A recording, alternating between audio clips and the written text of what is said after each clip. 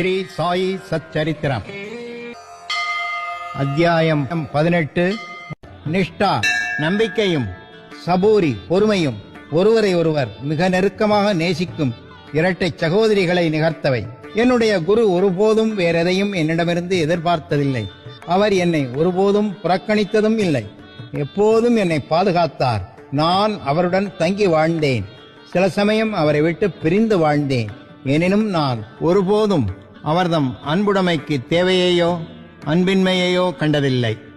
தாய் ஆமையானது தனது இளங்குட்டிகள் தன் அருகில் இருப்பினும், தன்னை விட்டு நீங்கி ஆற்றின் அக்கறையில் இருப்பினும் தனது அன்பு பார்வையால் பேணி வளர்க்கும். அதே விதமாக அவர் தம்முடைய கண்ணோட்டத்தினாலேயே எப்போதும் என்னை பாதுகாத்தார். ஸ்ரீ சாயை பணிக. அனைவருக்கும் சாந்தி நிலவட்டும்.